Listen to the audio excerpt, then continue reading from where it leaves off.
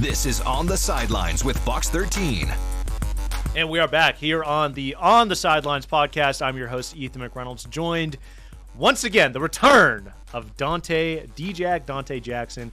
Dante, welcome back. Back like I never left. Welcome back. How was your holiday? It was great, restful holiday. I'm happy to be here. Happy New Year. We missed you. Yes. Dearly. You know what? I missed the pod. I miss you guys also. We back, though. We back, baby. We're back, and it sucks. We just don't really have anything to talk about. Hey. That's called a psych for those out there. Damon Williams is out at UW. We're going to be talking about that. The Seahawks are not only NFC West champions, the road to the Super Bowl in the NFC goes through Seattle for the first time in over a decade. We're going to be talking about that. We're going to be hearing from head coach Mike McDonald. And the Seattle Kraken are red hot right now, just a point out of first place. Wow. You did not think you were going to be saying that a couple of weeks ago when they had just lost 10 of their last 11.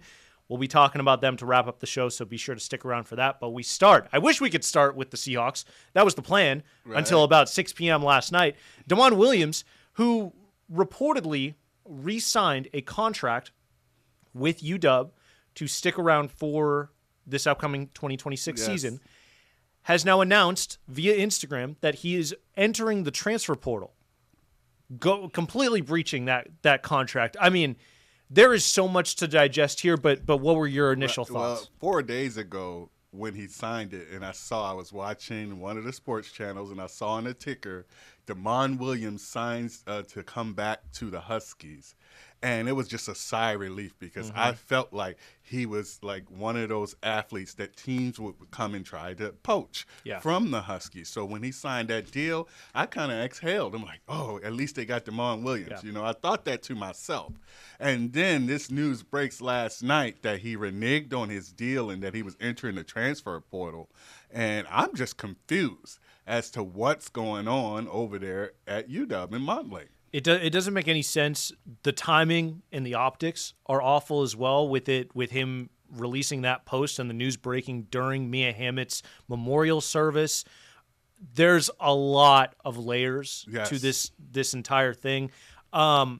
This is everything wrong with college football. You have a player who made a commitment, and I mean, the state of college sports in general. I mean, these players are signing one-year contracts. It's free agency every single year. There's tampering where rules aren't being enforced. There are no rules, really. Yes. I mean, you look at it, Damon, it looks like he's going to be heading to LSU where to reunite with Lane Kiffin, who he had originally committed to Ole Miss back before he changed his commitment to go along with Jed Fish in Arizona and then to Washington. So there's connections there, but I mean, LSU ultimately was like, what quarterback do we want, regardless of who's in the portal or not? And they went out, reached out to him, and offered him $2 million more than he agreed to with UW. I mean, like, how does that make any sense?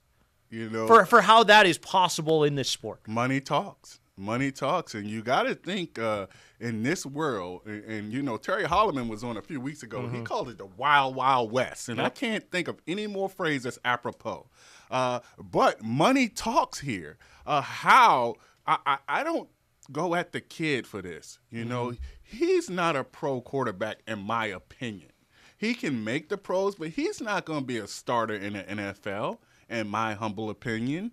So he has to go for that money right now when he's most valuable. $2 million is nothing to sneeze at. I would have loved to see that the Huskies had a chance to answer and give him $2 million more and match what LSU did. If that's the story and he still decided to leave, now I have a problem with the kid. But $2 million more money in college, $2 million, that's not insignificant. I don't blame the kid for going for the money. Well, I feel like the whole crux of the issue right here is, the contract. Well, the contract, but the real villain here is the NCAA. Okay. And with their inability to set policies, to set rules, to establish how this was going to look like. Instead, they stood on their heels as they fought players making money on their name, image, and likeness, took it to the courts to where now the judges are making decisions, and they have no idea the minutia and everything that goes on in college football. They don't know anything about it. Right. So the courts are making these decisions, and now the NCAA, they can't do anything. No. They had a chance before this whole landslide of the Wild Wild West to give players what they were worth while also enforcing regulations on it to keep the integrity of the sport. And now you have it where it is the Wild Wild West. Nobody knows what's going on. It's completely upended rosters year after year after year, and for a fan, I mean, that's just awful. I can't keep track of it left and right. Yes. I've got a lot of respect for the people that cover it, that need to be on every single cross T and dotted I with every single player, because it seems impossible. And I mean, how much of a turnoff is it for a fan, for your just entire roster, to turn over every single year, and there's nothing you can do as the institution? There's nothing you can do. Right. You signed your quarterback to a reportedly $4 million contract. You thought that was done and dusted. Myself also. I mean, and that's the most that UW could have done, and it didn't even matter. That I think Brock Heward said it best. He posted on Twitter yesterday. What kind of world are we living in where pro sports now seem pure, authentic, and organic, and college sports feels sick, tainted, and disloyal? Yes. How backwards of a world are we living in right now? It makes no sense to me. It frustrates me. And man, I didn't go to UW. I don't have UW loyalties. I'm from the city, so I keep track of the team. Yeah. For all the UW fans out there, for everybody connected to the program and everything, I feel for you guys, legitimately, because this is just absolutely sickening, to be quite honest. I mean, I look at it, I got a way different perspective, Ethan. I mean, this is an indictment on UW as a program. We talked about it a few weeks ago again with Terry Holloman. I mean, we talked about how can anybody outbid Seattle with the richest people in America, some in the world, okay? Boeing, Amazon. We went down the list of businesses, okay? How can you outbid? How could you be outbid by an LSU? And we understand the football programs, but the money should be there. Who are they paying? But that's not – they didn't get outbid. They agreed to a contract, and then DeMond went behind their back and was like, LSU, pay me more. And they were like, okay. And he was like, all right, UW, I'm gone. It's not like there was a bidding process or a negotiation. I understand that. What are you supposed to do? Once you come back and you say LSU gave me more, UW, if you want DeMond Williams bad enough, you say, okay, we'll match that offer. That's not what happened, though. LSU, under the table, tampering. They are not supposed to be in contact with him. If UW allows him to go into the transfer portal, and this is all the legal stuff that's going on right now, he would, I think Pete Thamel called it a non-contact tag because of how late he's going. I saw that. I mean, so they're not even supposed to be talking to him. So it's not like DeMond is coming to UW being like, yeah, LSU's offering me more money. It's DeMond coming to UW like, hey, actually, I want to leave. He's not like, I need you to pay more money if you want me to stay. He's like, I'm gone. Right. Like, they agreed to a contract. It's not like he's giving them an option to match. Otherwise, he probably wouldn't have announced that he's trying to get into the portal. Okay. So, and, in this contract, all this legal stuff is coming out as we're taping this podcast with, multiple people saying that it's written in the contract that UW can prohibit DeMond Williams from entering the transfer portal if he goes back on his contract. Okay. So, I mean, this is going to be... And what is that going to do? That's going to hurt UW, because if I'm a player and you're trying to stop my movement in any way, contract or not, right or wrong, if the word gets out that UW is holding players back, you will not go to UW. You will have, if you're a top-tier player, you will have a problem with that program. And now you're going to become a program, which you already are becoming, where you develop players for a year or two and they go off to a bigger program. And that's the main problem here. Washington has become one of those programs, a feeder program for the bigger programs. And that's a problem because I feel like there's enough resources here, there's enough money here, and it's a good enough program to be one of the big dogs. All right? For the fans, get your NIL up. That might sound harsh. Get it up. Get it up, because this is the world we live in today, Ethan. Are you saying that UW should just let DeMond go? Yes. Yes, let him go. He signed a contract 4 days ago. And how are you going to win? Now, I was hoping that you said that. Jed Fish, name in every coaching opening. Naming, flirting with everybody. All right, Jed Fish, he's under contract. Multiple years. Guess what would have happened if Michigan would have called him? He'd have went there. Okay, guess what happened if Florida would have called him and chose him? He'd have went there. You can't have it both ways. Now, these coaches have been moving for years. That's why I'm loving this, because now they have their comeuppance. Now it's coming back on them, all right? Now the system is fighting back. This is reparations in real time.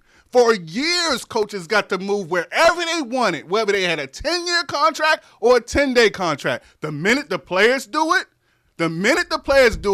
we want to talk about their character and they're bad and this and that and the third, and they signed a contract. Well, Jed Fish signed a contract with Arizona. Guess what Washington did? Hired him over to Washington. Mm-hmm. Okay? So, you can't have it both ways, Washington. Again, this might sound harsh. Get your NIL up. Get it up. I think there's a lot of truth to what you just said. And I completely agree with the juxtaposition of what the coaches are able to do and their freedom to go wherever they want, to whatever shiny new toy offers them a new contract. Kalen DeBoer going over jetting to Alabama. I mean, there's a lot of truth to that. That's part of the reason why college sports has just lost its, I don't know. I just don't like it. I just don't like it. And yes, now the players have the power, but in my opinion, it is skewed too far to the other side. And yeah, reparations. Yeah, absolutely. Like, I mean, it's been so long that the players have been fighting for their power. Now, in this case scenario, I think it's a little bit different because Damon Williams signed a contract 4 days ago. He's not a year into a 5-year contract like a coach. He's right. 4 days into an agreement that he just made with the school.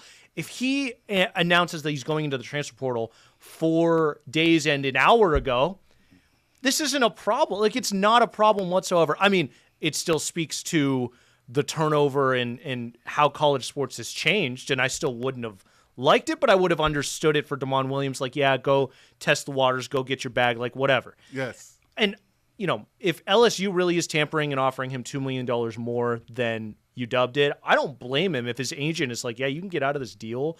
I don't necessarily blame the player because he can. I mean, ultimately, this comes back to the NCAA, and there is it a lack of a backbone and not prohibiting and enforcing their rules to maintain the integrity of their sport. This should not be a question. I mean, when an NFL player signs a contract, if they try to go back on it, Roger Goodell, the commissioner, is right there to be like, no, you signed a contract. You need to uphold this. Yes. The NCAA doesn't have a commissioner like that. Like, they don't have those safety points in place yes. to be able to do that. So it's completely backwards. It's completely messed up. How can you run a sport in this way? You know what I mean? And I understand your point with the coaches. Yes. I totally get that. But, man, if you even 4 days after you sign a contract and just being like, yeah, no, whatever. Like, LSU and the donors are buy it out. Yeah. What if 4 days from after he signs whatever NIL deal with LSU, if it even gets to that point with the legal proceedings going on, 4 days later, Kalen DeBoer in Alabama offers him right. $2 million more than that? He's going to just bounce around to 10 different schools. Like, where does it stop? It stops with a coach that has a backbone or a program that has a backbone and says, we don't want that kind of guy. We can't count on that. His integrity is in question. He's just going to the highest bidder. Now, but see, then that goes to question the player's character. Right. Yeah, they can do that. But he's still leaving. That's the facts, right? And Washington talking about suing, that's weak sauce. You don't want that news out there, UW. You don't want that news out there that you suing players. You let him go, okay? Let him go. Find another quarterback. Williams and LSU are screwing UW over 4 days after signing a contract. They thought it was done. They're not talking to other quarterbacks, and he's jetting. I mean, you got to get your money back. You got to, you get your money back. That's what you do in court. Get your money back. That's what you do in court. Now, is Damon Williams trying to hold on to the money? I don't know. I mean, I don't understand that part of it. I think they have a legitimate, and Pete Thamel and all these college reporters are talking about it. UW might have a legitimate argument for Damon Williams costing them severe damages. Yeah. And the fact that 4 days ago there were legitimate quarterbacks in the portal and now there's not. Well, do what LSU did. LSU only went for Williams after Sorensby signed with Texas Tech. So it was a domino effect. They lost their key quarterback they was keying on, which was Texas Tech, the Cincinnati quarterback who is now with Texas Tech. Okay, Texas Tech been giving bags to everybody, one of the highest paid teams, if the highest paid team in America in college football. Yeah. And they were in the playoffs. See, this is the thing, Ethan. You talking about college football. You think Indiana got a problem with the system? No. You think Texas Tech got a problem with the system? You're talking about programs that nobody worried about, nobody cared about. They got their bag up. They got their NIL up. Now they're in a college football playoff. Indiana is 2 years in a row. Indiana, UW. Why can't you do that? That's what they need to be focusing on. They need to be focusing on that, not one player and Damon Williams. Focus on why is Indiana in their second year in the college football playoffs, but University of Washington is not. Okay? That's what they need to worry about. I think, to me, what sort of precedent does it set if UW just lets Damon Williams walk? I mean, then any player ever is going to be like, oh, I signed this contract, but nothing's actually going to happen if I go back on it. I agree. So I agree. I feel like if you're UW, you sort of have a responsibility to the rest of the nation and the sport. No. To be like, you signed this contract, you need to uphold it, or something. There's some sort of ramifications. There's some sort of insurance that UW has, because when you buy out a coach from a team, you pay their buyout clause and more, right? So, like, at least they're getting financially situated, right? Yes. I mean, that's. If you just let him walk without a lawsuit or something, like, none of that happens. Give the money back. You getting your money back. You got to do it in court. Like, that's the only way to go. If Damon Williams gave that money back and he's moving on, why sue? It's just and I get it. Like, you're right. Everybody is right. I mean, they have a great case. I mean, I watch every episode of Law and Order, So, they have a great case, but the case is not in court. It's the case. It's in public opinion. Mm-hmm. It's in the public's court, and this is not a good look. This is just not a good look to sue a player and try to hinder him from a free movement. It's just not a good look, in my opinion. It's not like you want elite players. Now, if you want to become a feeder program, which is they quickly becoming, and you want to develop players and feed them off to the LSUs, then you can do that. Go for the suing. Go for court. But if you want elite players and you want to be at the top of the heap again, like you were a few years ago when you was battling with Michael Penix Jr. for a national championship, if you want to do that again, you need to drop this lawsuit immediately, like yesterday. It's not like a player is legally within the rules entering the transfer portal, and then they're suing him for trying to leave. There was a contract. I mean, like, I would totally be with you if Damon Williams had not signed that deal and he was trying to leave and UW was trying to sue to keep him here. I would totally be on your side. But this is completely different. Anyway, but what happens though, Ethan? They win. They win the case. What happens? I think. Well, is Damon Williams going to play for UW again? So no. Because I don't think the contract can force him to play for UW, but I don't know. I don't know enough about the legal situation. But what I will say is I think this lawsuit is going to set a precedent in courts with laws and policies and court rulings of what happens when a player goes back on an NIL contract. What happens? What is the ramification? Because right now there is none. This is the case that's going to set that. So, I talked about the NCAA not setting their own rules and regulations themselves. It's the court that's doing it. So now we have a court ruling that's going to set the precedent. Right. It's bonkers. It's bonkers, but it's the reality that we live in. And I know we got to move on, but it's the reality of college football today. And, we've heard of players not getting paid what they've been promised. Mm-hmm. So it's been going the other way. Well, and also. that's in court as well, the Wisconsin thing. So we want to talk about court cases. Like, players haven't been getting paid also. Like, they signed a deal for $1 million and they didn't get it, and they get cut now. Yeah. I wanted to talk a little bit about the portal. Over 4,500 student athletes are in the transfer portal right now, right? And we talk about, it's a wild, wild west, and everybody moving and everybody leaving every year. half of them, if not more, are actually cut and pushed to the portal by the colleges and universities. They don't talk about that. NFL, they got to put out a list and say who they cut. NCAA, these college teams, they don't. Now, all we see is such and such jumped in the portal. And we thinking 4,500 in the portal is the Wild Wild West. Half of them are getting cut where a coach say, we don't want you anymore. You need to get in that portal. We didn't heard coaches say that. So, like, it's two sides to every story. You got athletes not getting paid what they've been promised. Damon Williams, I'm not saying you're right. I'm not saying you're wrong. All I'm saying is you do not want your name tagged on this lawsuit. It is not a good look. Get your NIL up. I think at the end of the day, and we'll move on. I just think we disagree. I just think it's sad. I think the state of college sports, college football specifically, it's sad. It's leaking into college basketball, but it's not at the scale. I think it's sad. This whole thing, you're right. There are two sides to every coin, and I feel like the truth is somewhere in the middle of whatever is being said. It's sad that it has come to this in college sports, this whole situation. Whatever side you're on, and we disagree a little bit, I think it's sad that we're even having this conversation, to be quite honest. Right. So anyway, with that, man, I mean, we're going to see how this legal proceeding plays out. It's going to be interesting. It's going to be interesting for sure. Yes. Now to the better news. I mean, Seattle. We were rolling in Seattle sports. It was so awesome. The Mariners and then the Seahawks, the Kraken are hot, and then Damon Williams. That whole situation sort of put a wrench in the whole thing. Just one guy, but we're still rolling. Just one guy. That's it. Your Seattle Seahawks are 14-3. Finished the regular season 14-3. Most wins in franchise history. NFC West champs for the first time since 2020. The number one seed for the first time since 2013-14, I believe. Yep. Over a decade. Fourth time in franchise history. Fourth time in franchise history. Yes. Corresponding with the four times new pope was named in that year. Hey, I want to stop you right there. We are not bringing that Mariners Etsy Witch energy to the Seahawks because we see them. We know they are a great team. You saw them last week? You think you need an Etsy Witch?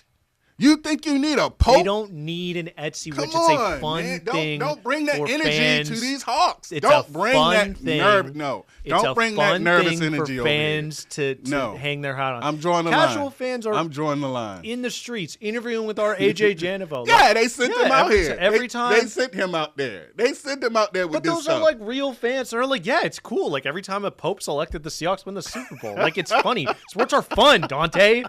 Sports are fun. People want to have fun with sports. Oh, man. Why are you taking their fun away, bro? Come on, man. I'm the fun police, all right? And I'm just saying, don't bring that nervous, not believing energy over here to my Seahawks, all right? What do you mean? We have divine intervention on our side. What do you mean non-believing? We're believing smoke, to the fullest extent. We see the white smoke that means we're going to win the NFC? Yeah. What do you mean? Not believing? Literally believing, Dante. Don't bring it over. All right, the Seahawks beat the 49ers 13-3 in the biggest game. Beat down the 49ers. I mean, it's crazy how that game was even close. Woo. But it felt like it wasn't because, you knew the Niners were not going to drive the length of the field. I mean, I have never seen, well, maybe I have, but I can't recall the last time I seen or saw or witnessed a Seahawks defense dominate a team. Yeah. And I was like a proud dad, Ethan, because for years you see Christian McCaffrey run loose. Mm-hmm. George Kittle wide open every time. Brock Purdy scrambling, completing passes. They shut San Francisco's big three down. I've never seen as good a job on Christian McCaffrey out of any NFL team. You're talking about the front runner for the Offensive Player of the Year. We know he's certified. George Kittle, he's a Seahawk killer. Brock Purdy, one of the best quarterbacks in the league. I don't care where he was drafted. And this Seahawks defense completely dominated, baffled that San Francisco team. And I'm going to just say this. That ice tub, San Francisco ice tub, after the game was probably more crowded than Times Square when the ball dropped. I mean, they put the hurt on this team, and I loved it. Every minute I watched the credits. I mean, I watched everything. Like with the ball drop, do you think the Seahawks put the Niners in diapers too? Oh, man. Yes. Yeah, I mean, they own them right now. I mean, well, and the fact the Niners have to turn around and play a game this weekend. Good luck. I mean, after that beatdown night, who was it on the call? I think it was Troy Aikman, right? He was saying like, man, for a team to have to turn around, with this physical of a football game, and that's what the Seahawks do. I mean, they're playing the most physical brand of football that you can play. And I know people get upset with the Legion of Boom comparisons, but man, I think this Seahawks defense is just proving more and more that they are worthy of those comparisons. Yes, they are. By DVOA, okay, this Seahawks defense actually finished better than that 2013 defense. Yes. Now, the debate of which defense was better, I don't think that like makes this Seahawks defense better than the Legion of Boom defense. Right. I think that's absolutely a discussion. I'd probably lean the Legion of Boom defense, but it's not their. The Legion of Boom defense was dominant against the pass. This defense is dominant against the run to an even more extreme than the Legion of Boom was against the pass. I mean, it's crazy. And then this defense can supplement their run defense with the pass rush and finishing top 10 in sacks and harassing quarterbacks. I mean, that final play against Brock Purdy, where like Derek Hall and Leonard Williams like murdered him on the field. I mean, it was absolutely crazy. I mean, like what a fitting end. Oh, it was so great, and he just laid there. It was just so great to see. He was not having fun. And I'm gonna tell you the difference between this defense and the LOB. The LOB did it. They sealed the deal. They went and won the championship, and they did it for 4 or 5 years. They had like a good 4-year run of dominance. Well, it was 4 straight years where they were the best scoring defense in the NFL. Exactly. And the Seahawks this year winning the scoring title. So let's say this is year 1 of this defensive dominance. So they have to prove it year by year to be, compared to the LOB. They have to win the championship. And I think this defense is just as good. I mean, we can go pick by pick, position by position, and this defense actually has better players, if you ask me, especially in the front 7. They had one, I believe, Hall of Famer and Bobby Wagner in their front 7. You have Leonard Williams, you have Jaron Reed, you got I don't know if Jaron Reed's a Hall I'm not of saying Famer. he's a Hall of Famer. All I'm saying is their front 7 had one Hall of Famer and Bobby Wagner. But this front 7, I believe, has better players. It feels like it's across. deeper. It feels like it's a little bit deeper. Yes. Maybe not the top end talent, but it feels like it's right. Now the secondary, Earl Thomas, Richard Sherman, I believe is just as good as anybody you can trot out there. But everybody else, I mean, Devin Witherspoon is nothing to sneeze at. Eman Warrior is making a name for himself. I got a comparison for Nicky Julian Manwari. Love? Yeah. Let me know what you think about this. Nicky Manwari is a combination of Cam Chancellor and Earl Thomas. I haven't seen him in coverage like that. Earl went sideline to sideline. Now, what I mean by that is Eamon Warrior's ability to play at the line of scrimmage like Cam Chancellor did.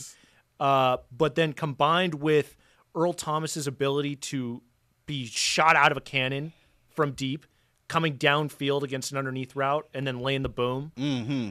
To me, when I see Nicky Manwari has made a 4 or 5 plays the last couple of weeks where, watch it on the TV broadcast. Like, it looks like he shot out of a cannon, like Earl Thomas goes up, wraps up, makes a tackle in the open field. And like, that is Earl Thomas to me. Like that was a main trademark of the Legion of Boom defense was Earl Thomas being that last line of defense, coming downfield and making a hit with the speed and relentless pursuit that he had. Like a heat-seeking missile. Yes. Now, we've all compared Nicky Manwari with his size and the measurables to Cam Chancellor and the ability to play at the line of scrimmage and help against the run game. It's one of the big advantages the Seahawks defense has in being able to match the Niners or the Rams, 3 tight end personnel with nickel and 5 defensive backs. It's because Nicky Manwari is that big of a physical specimen. But I think that ability to be shot out of a cannon, you didn't really see Cam Chancellor do that. You saw Earl Thomas do that. So I see shades of both. Like that's how good Nicky Manwari. He's 21 years old. He is a rookie. I mean, it is crazy. I don't know if it's the perfect comparison, but that is what it reminds me I of. agree with you. I think this team is rallying to the ball, though. Yes. Because Witherspoon is another heat-seeking missile also. I believe he's in coverage, and as soon as that ball goes any direction, he gets there also. Yeah. And he's physical. He's small in stature, but he brings it. He brings it. Ernest Jones, sideline to sideline. So that's what I love, and that's what you need. You need that complete defense rallying to the football. and they're bringing pain. It was no leaky yardage last week versus the San Francisco 49ers. And Christian McCaffrey, he can break tackles, get to the outside. I saw none of that. Smothering. None of that. And Smothering. if Seahawks play defense like that, like last week, the sky's no limit. Who They can beat are. them? Yeah, Nobody. Now, they didn't have that good of success against the Rams. Everybody's saying, oh, we don't want to see the Rams. We don't want to see the Rams. And I agree with that. I feel like the Rams did outplay the Seahawks in both games. Sometimes it's better to be lucky than good. Mm-hmm. Let's all be honest with ourselves. That was lucky, that win.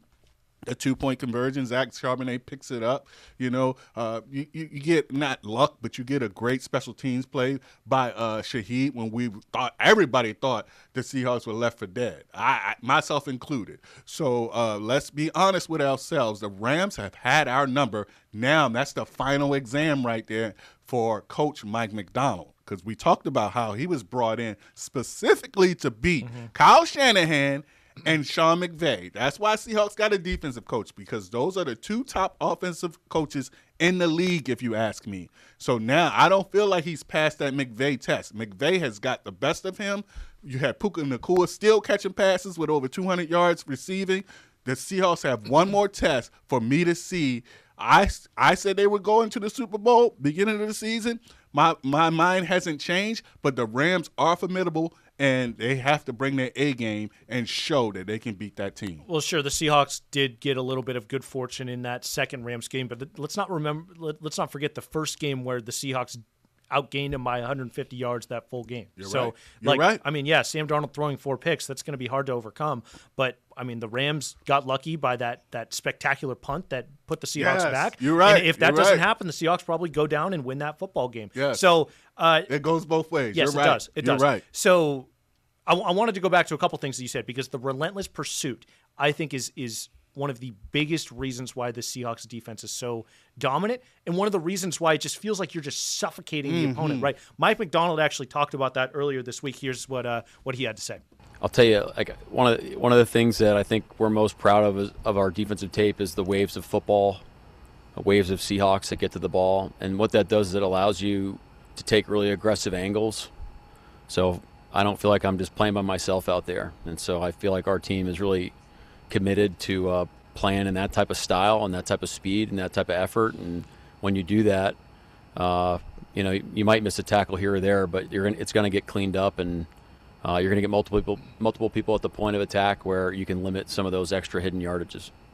Talk about extra hidden yardages. That's it. None of that with this defense. I mean, Mike Macdonald's calling card is 12-1, right? And you're playing for the brother beside you, and not a lot of teams, it's easier said than done, right? A lot of teams preach a similar message, but not a lot of teams can actually live it out. This team is actually able to do it. And I feel like the Legion of Boom defense, they had that chemistry as well. Michael Sean Dugar was on Washington Sports Wrap with Aaron Levine yesterday, and he was talking about the same thing. And, he was talking about one of the favorite mantras that the Seahawks defensive front has is I feed your family, you feed my family. Mm-hmm. They're doing the dirty work unapologetically to help set up their teammates, knowing that one of their teammates is going to step up to do the dirty work for them in return.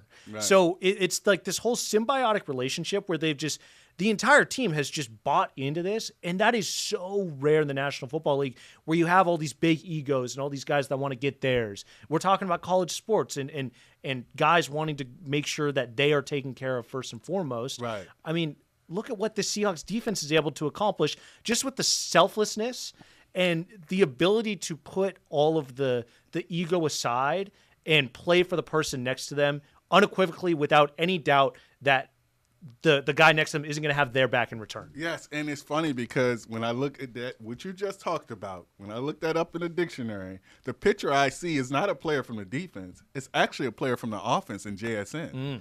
He epitomizes what you just talked about, selfless, playing for the team. When you look at him in comparison to DK Metcalf, when they let him go, and some of us wasn't sure, myself included, wasn't sure about that move.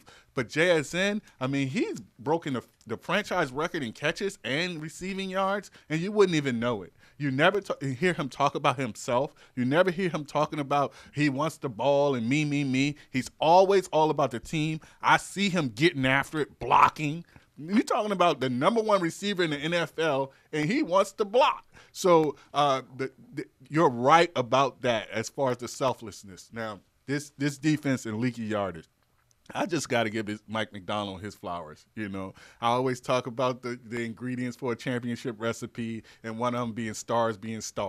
Our number one star is Mike Macdonald. Yes. It's not a player. It is this coach. This coach has brought in a culture, an attitude. He's 15-2 on the road, and some of those East Coast trips are brutal. People don't understand. Seattle travels more than any other team in the league. It's not even a problem anymore. Nope. It's not even a thought. Lost two road games his entire head coaching tenure in 2 years. This guy is magic, and I love his demeanor. Now, I've been upset with him a couple of times over a couple of things. Now, he's not perfect, but he's perfect for Seattle, and I love it. You know, now this defense, they haven't allowed a single 100-yard rusher.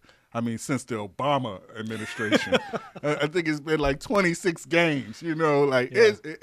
You know, that says it all right there. We're going to stop the run. He came in and said it in his introductory press conference, stop the run, and then everything else comes after. And they've done that, and they've hung that hat on it and standing on business, Ethan. I love this team. Yeah, it's fun. You know, to look ahead to this wild card weekend, and we don't got to sweat whatsoever. Man. Sunday felt so good. Just laying back after the Saturday win. I wasn't stressed. I did not watch a single snap of football on Sunday. It was glorious. Yes. It was spectacular. Yes. And then it is a little bit stressful when you look at the teams that the Seahawks might have to play, because I don't think the Packers will get it done against the Bears, so it's probably going to be the Rams or the Niners. I think it's going to be the Rams with my picks, and we'll go over them in a second. Getting the Rams in the first round as your first playoff game, that's quite the way things shake out. But they're coming to Lumen Field.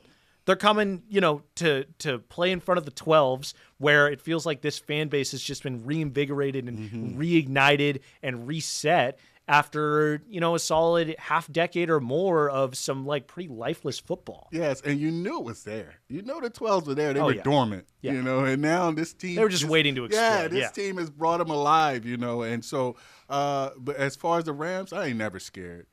We respect them. We know they could beat us just as well as we could beat them. But I think the Seahawks have gotten over the hump on the Rams. I truly believe that. You talked about that first loss against them where they outgained them. They did everything right except for the scoreboard. And then you talk about the second game, and I said they got a little lucky. Sometimes you need the ball to bounce. That's why it's oblong. It don't bounce straight every time, right? Sometimes it bounce sideways, and Zach Charbonnet pick it up. Sometimes you need that. Those are stories in a magical championship run. So I think this team is on a mission right now. Everything is falling in place, and, I wouldn't have it any other way. The 12s will be rocking Lumen. The road to the Super Bowl, as far as the NFC, comes through Seattle. Absolutely. Well, we are running out of time, so let's update our pick standings really quick. We got a changing at the guard at the top. I am embarrassed to say. I went 0-3 this week. Austin went 3-0. He is now one game in front of me at 36 wins. I'm at 35 wins. Will Ortner, one game behind at 34 wins. Dante just a couple games behind bringing up the rear at 32 wins. So the way we're going to do it for the playoffs is all four of us are going to pick every single game, and then we're going to be keeping track through the Super Bowl. So it's going to be a lot of fun. We'll start with the Rams and Panthers. All of us are on the Rams.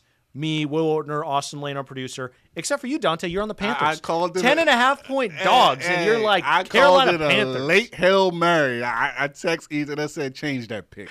I'm going with the Panthers. All right, go Carolina. All right. Now, why?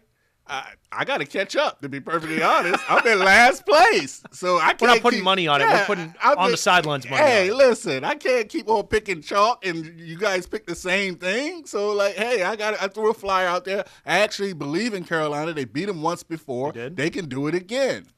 I would welcome that happening. Okay. Yeah, to be quite honest. Exactly. And I'm trying to speak it into existence. I like it. Trust me. Well, another one here, Dante. We're all on the Bears over the Packers, except for you. You're on the Packers. Same thing. Just send a Hail Mary. No, I don't believe in the Bears. Okay. I just don't believe in the Bears. See, I also don't believe in the Bears, but I don't believe in the Packers more. Right. So, right. like, I would not be afraid of the Bears coming into Lumen Field, but I think that they're better than the Packers. It's a division opponent, so they know each other very well. I think they went back and forth with one win each. They did, yep. They each won the home match. Yes, I think this is the rubber match. This goes to the better coach, I believe, in Matt LaFleur, and the better quarterback in Jordan Love. So I pick Green Bay. 49ers, Eagles. We are all on the Eagles except for Will Ordner. He's taken the San Francisco 49ers. We talked about playing a week after that physical battle, Seahawks-Niners. So that's going to be really interesting if the 49ers can bounce back. I know the Eagles rested a lot of starters last week, so we'll see what happens there. Bills-Jags. We're split on this one. Me and Will Ordner on the Jacksonville Jaguars at home. Austin, you, Dante, are on the Buffalo Bills. Yes. I like the Jacksonville Jaguars. I'm a believer in Trevor Lawrence. I think they've won 9 straight to end the regular season. I don't think they lost since we beat them down. Yeah. Since the Seahawks beat them down and sacked, Trevor Lawrence 9-10 times? Yeah. Jaguars is another team that I don't believe in. Josh Allen. They have the running back in Cook. They have the 2 better players in the matchup in general. So I picked the better quarterback, which is Josh Allen, the MVP. Yeah, fair enough. I will say the Seahawks offense was purposely very vanilla and didn't take many chances because at the time the Jags defense led the league in turnovers. So, that defense is nothing to sneeze at as well, on top of the offense being hot. Well, that'll be a fun matchup. Chargers-Pats, we're on the Patriots. Patriots only 3.5-point favorites, by the way. I thought that was interesting. Young quarterback. Yeah, young quarterback. They also haven't beaten too many teams with winning records as well. So Texans-Steelers, we're all on the Houston Texans on the road to end Aaron Rodgers' career. I would love to see that, to be perfectly honest. All right, only a couple minutes left, but we need to talk Kraken. Oh, man. They have a point streak that has now reached 9 games after their win over the Boston Bruins last night. They're playing some really good hockey. They don't allow goals. They're one of the best teams at goal prevention. Their problem the entire season has been putting the puck in the back of the net. Over this stretch, they've done that. They have scored 3 or more goals in every single one of their 8 wins over this 9-game stretch. I mean, and they're getting it done. The fourth line is on fire. That's where a lot of the production is coming from. They're pressuring the puck. They're forcing turnovers, and they're not just setting up the first line in the O-zone, right? And if you talk about the field position battle in football, it's sort of similar. But they're also like converting chances. They're led by Ben Myers, Ryan Winterton, Jacob Melanson. Melanson, who's a rookie actually, and Winterton both just had 4-game point streaks on the fourth line. I mean, that's just incredible. So they're playing really well. They're only 1 point out of first place. Right, and they almost at the halfway point in the season. So this is not later in the season, but this is enough of a sample size. If they can keep playing this kind of hockey, then they will be a playoff team, and that's what we need in Seattle and Climate Pledge. You need to be a playoff team. Okay, I was kind of upset with the Kraken as an organization earlier in the season. They had a couple of problems with the media, in that they had hit rock bottom. I would say that's their rock bottom. So I'm happy to see them kind of climb out of that. They get rid of one player in Marchand, I believe. Yeah, Mason Marchment. Yeah, Marchment. I'm sorry. And he's they trade him away, and all of a sudden they go on this. They haven't lost in regulation since. Straight to the top, and they're scoring goals, like you said. That is the key. But also, not the cord, but Philip Grubauer has been spectacular. He's been in goal. He's been the number 1 goalie as far as I'm concerned. He's been playing some of the best hockey since they have acquired him. So everything is seeming to fall in place. If you get that kind of play in net and you can actually score goals, we know Lambert's identity is defense. So it seems like it's all coming together. Hopefully they can stay. We don't expect them to keep winning at this clip. But if they can just make it to the playoffs, that kind of would reignite the hockey fans in this area, because I must admit, it's kind of played out right now. It has. It has played out, and they haven't helped themselves. But I will be a fan, and hopefully they can stay on this arc and go ahead and take it to the playoffs. Yeah, Philip Grubauer, to your point, has been absolutely amazing. So They just finished their 4th straight set of back-to-back games, which, goalies don't play in both legs of the back-to-back. So it's been Decord, Grubauer. So it's going to be interesting to see. It's not like Decord's been bad, right? But he's sort of been middle of the road. He's been fine, absolutely. But Grubauer, I mean, he's 3rd in save percentage in the entire league. His record has been amazing. If you talk about goals saved above expected per 60, he's the best in the entire league. So the analytical numbers, the traditional stats, they all point to him being a top 5 goaltender so far in the league. Now, he's played half the games, or very significantly less than the rest of the league. But it is going to be interesting to see when the Kraken aren't playing back-to-backs and the schedule isn't dictating who Lane Lambert is putting between the pipes, who he actually goes with, and how much Grubauer is making a case for that starting point in the eyes of the head coach. Yes. So we're going to find that out over the next couple of weeks. It's going to be really Don't interesting. change anything, Lambert. Keep him rotating, man. Yep. I'm happy for him, though. I'm happy to see it. Another shout-out, Berkeley Cadden, the rookie. He turns 20 in a week from today, I believe. 8th overall pick in the 2024 draft. He'd been scoreless this entire season up until last night. 2 goals in 32 minutes, I believe, of game time. So, and Matty B seemed like he playing better Matty now. B's playing well, but talking to Curtis Crabtree last night at the game, he's been raving about Berkeley Cadden and how he's been playmaking for others. The goal just hasn't come yet.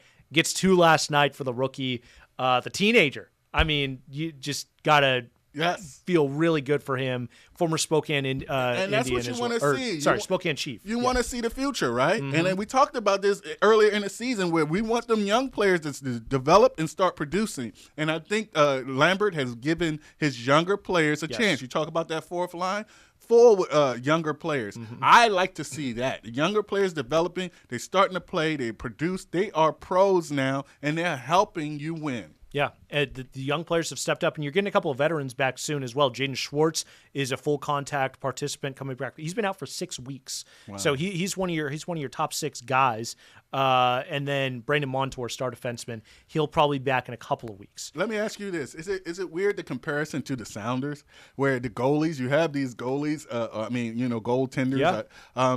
You had the 2. Yeah, Andrew Thomas and Stephen Fry. Yes, and now you have 2, playing well here, and you also had the young players the way you develop, and you had your veterans also. Mm-hmm. They had problems scoring. So did the Sounders. So it's an interesting comparison between the Sounders and the Kraken. Yeah, I will say. But they're still winning. I will say Grubauer and the stats, there's a lot more evidence to support him being better than Joey Decord, whereas Andrew Thomas, he doesn't have that experience. You're not facing 40 shots in a game in soccer like you are in hockey. You know what I mean? So save percent, I don't know. It's 2 different games. It's hard to draw a perfect parallel, but it is an interesting discussion for sure. I think so. Yeah. Yep. All right. Well, that is going to do it for our episode today. Hey, go Hawks! Can we get one of these, like a go Hawks or something like that? For D-Jack, Dante Jackson, I'm Ethan McReynolds. We'll see you next time on The Sidelines. Let's go! On the Sidelines is available wherever you get your podcast.